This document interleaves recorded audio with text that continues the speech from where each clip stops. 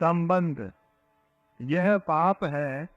ऐसी जानकारी होने पर भी मनुष्य पाप में प्रवृत्त हो जाता है।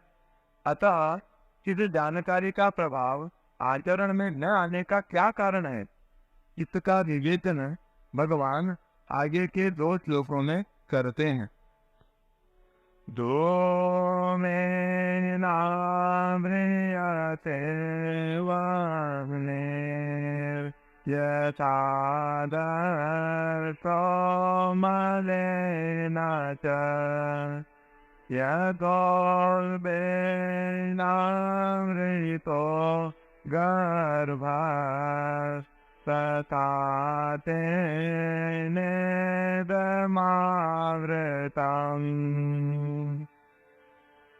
जैसे धुएं से अग्नि और मैल से दर्पण ढक जाता है, तथा जैसे जहर से गर्भ ढका रहता है, ऐसे ही उस काम के द्वारा यह ज्ञान यानी विवेक ढका हुआ है।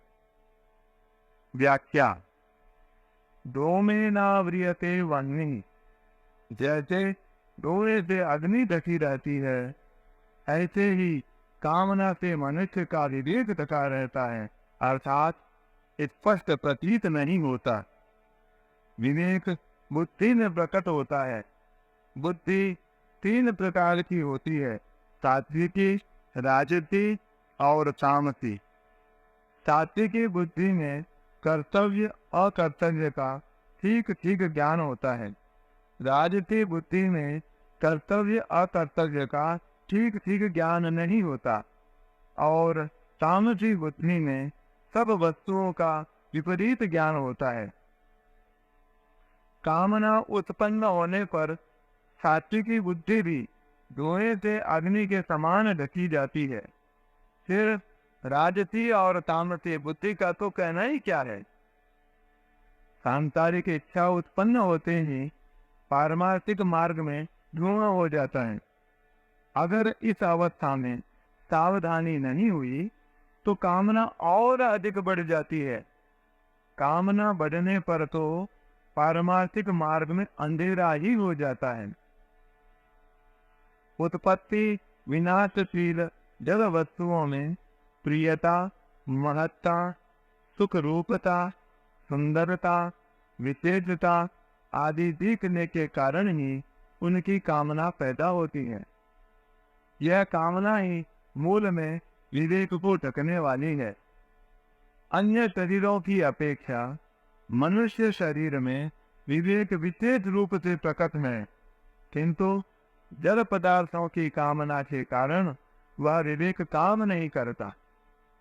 कामना उत्पन्न होते ही विवेक धुंधला हो जाता है। जैसे धुएं से ढकी रहने पर भी अग्नि काम कर सकती है, ऐसे ही यदि साधक कामना के पैदा होते ही सावधान हो जाए तो उसका विवेक काम कर सकता है।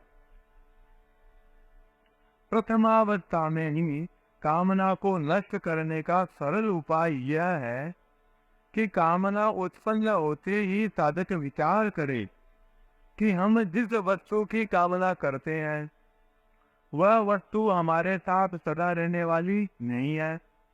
वह वस्तु पहले भी हमारे साथ नहीं थी और बाद में भी हमारे साथ नहीं रहेगी, तथा बीच में भी उस वस्तु का हमारे से निरंतर वियोग हो रहा है। ऐसा विचार करने से कामना नहीं रहती। यथा दर्शो मलेन च, जैसे मैल से ढक जाने पर दर्पण में प्रतिबिंब दिखना बंद हो जाता है, ऐसे ही कामना का वेग बढ़ने पर मैं साधक हूँ, मेरा यह कर्तव्य और यह अकर्तव्य है, इसका ज्ञान नहीं रहता। अंतःकरण में नाशवान वस्तुओं का महत्व ज्यादा हो जाने से मनुष्य उन्हीं वस्तुओं के भोग और संग्रह की कामना करने लगता है। यह कामना ज्यों ज्यों बढ़ती है त्यों ही त्यों मनुष्य का पतन होता है। वास्तव में महत्व वस्तु का नहीं, प्रत्युत उसके उपयोग का होता है। रुपये, विद्या, बल आदि स्वयं कोई महत्व की वस्तुएं नहीं है, उनका सदुपयोग ही महत्व का है। यह बात समझ में आ जाने पर फिर उनकी कामना नहीं रहती, क्योंकि जितनी वस्तुएं हमारे पास में हैं, उन्हीं के सदुपयोग की हमारे पर जिम्मेवारी है। उन वस्तुओं को भी सदुपयोग में लगाना है, फिर अधिक की कामना से क्या होगा? कारण कि कामना मात्र से वस्तुएं प्राप्त नहीं होती। सांसारिक वस्तुओं का महत्व ज्यों ज्यों कम होगा, त्यों ही त्यों परमात्मा का महत्व साधक के अंतःकरण में बढ़ेगा। सांसारिक वस्तुओं का महत्व सर्वथा नष्ट होने पर परमात्मा का अनुभव हो जाएगा और कामना सर्वथा नष्ट हो जाएगी। यथोल्बेनावृतो गर्भः, दर्पण पर मैल आने से उस समय अपना मुख तो नहीं दिखता, पर यह दर्पण है ऐसा ज्ञान तो रहता ही है। परंतु जैसे देर से ढके गर्भ का यह पता नहीं लगता कि लड़का है या लड़की, ऐसे ही कामना की तृतीय अवस्था में कर्तव्य अकर्तव्य का पता नहीं लगता, अर्थात विवेक पूरी तरह ढक जाता है। विवेक ढक जाने से कामना का वेग बढ़ जाता है। कामना में बाधा लगने से क्रोध उत्पन्न होता है, फिर उससे सम्मोह उत्पन्न होता है। सम्मोह से बुद्धि नष्ट हो जाती है। बुद्धि नष्ट हो जाने पर मनुष्य करने योग्य कार्य नहीं करता और झूठ, कपट, बेईमानी, अन्याय, पाप, अत्याचार आदि न करने योग्य कार्य करने लग जाता है। ऐसे लोगों को भगवान मनुष्य भी नहीं कहना चाहते। इसीलिए 16वें अध्याय में जहाँ ऐसे लोगों का वर्णन हुआ है, वहाँ भगवान ने 8वें से 18वें श्लोक तक मनुष्य वाचक कोई शब्द नहीं दिया। स्वर्गलोक की कामना वाले लोगों को भी भगवान ने कामात्मानः कहा है, क्योंकि ऐसे लोग कामना के ही स्वरूप होते हैं। कामना में ही सदाचार होने से उनका निश्चय होता है कि सांसारिक सुख से बढ़कर और कुछ है ही नहीं। यद्यपि कामना की इस तृतीय अवस्था में मनुष्य की दृष्टि अपने वास्तविक उद्देश्य की तरफ, यानी परमात्मा प्राप्ति की तरफ नहीं जाती, तथापि किन्हीं पूर्व संस्कारों से वर्तमान के किसी अच्छे संग से अथवा अन्य किसी कारण से उसे अपने उद्देश्य की जागृति हो जाए तो उसका कल्याण भी हो सकता है। तथा तेनेदमावृतम, इस श्लोक में भगवान ने एक काम के द्वारा विवेक को ढकने के विषय में 3 दृष्टांत दिए हैं। अतः उपर्युक्त पदों का तात्पर्य यह है कि एक काम के द्वारा विवेक ढका जाने से ही काम की तीनों अवस्थाएं प्रबुद्ध होती हैं। कामना उत्पन्न होने पर उसकी ये 3 अवस्थाएं सबके हृदय में आती हैं, परंतु जो मनुष्य कामना को ही सुख का कारण मानकर उसका आश्रय लेते हैं और कामना को त्याज्य नहीं मानते, वे कामना को पहचान ही नहीं पाते। परंतु परमार्थ में रुचि रखने वाले तथा साधन करने वाले पुरुष इस कामना को पहचान लेते हैं। जो कामना को पहचान लेता है वही कामना को नष्ट भी कर सकता है। भगवान ने इस श्लोक में कामना की 3 अवस्थाओं का वर्णन उसका नाश करने के उद्देश्य से ही किया है, जिसकी आज्ञा उन्होंने आगे 41वें और 43वें श्लोक में दी है। वास्तव में कामना उत्पन्न होने के बाद उसके बढ़ने का क्रम इतनी तेजी से होता है कि उसकी उपयुक्त 3 अवस्थाओं को कहने में तो देर लगती है, पर कामना के बढ़ने में कोई देर नहीं लगती। कामना बढ़ने पर तो अनंत परंपरा ही चल पड़ती है। संपूर्ण पाप, संताप, दुख आदि कामना के कारण ही होते हैं। अतएव मनुष्य को चाहिए कि वह अपने विवेक को जागृत रखकर कामना को उत्पन्न ही न होने दे। यदि कामना उत्पन्न हो जाए तो भी उसे प्रथम या द्वितीय अवस्था में ही नष्ट कर दे, उसे तृतीय अवस्था में तो कभी आने ही न दे। विशेष बात, धुआं दिखाई देने से यह सिद्ध हो जाता है कि वहां अग्नि है, क्योंकि अगर वहां अग्नि न होती तो धुआं कहाँ से आता।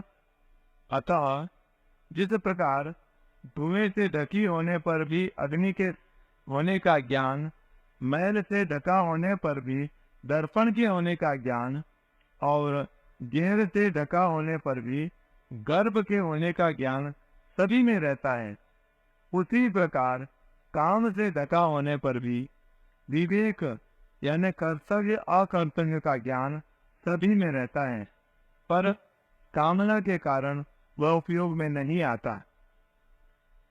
शास्त्रों के अनुसार परमात्मा की प्राप्ति में 3 दोष बाधक हैं: मल, विक्षेप और आवरण। ये दोष असत यानी संसार के संबंध से उत्पन्न होते हैं। असत का संबंध कामना से होता है, अतः मूल दोष कामना ही है।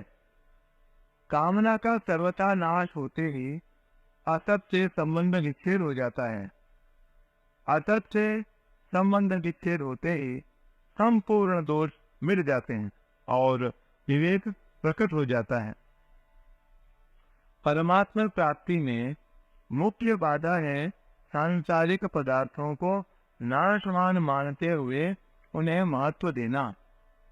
जब तक अंतःकरण में नाशवान पदार्थों का महत्व है और वे सत्य, सुंदर और सुखद प्रतीत होते हैं, तभी तक मन, विक्षेप और आवरण ये तीनों दोष रहते हैं।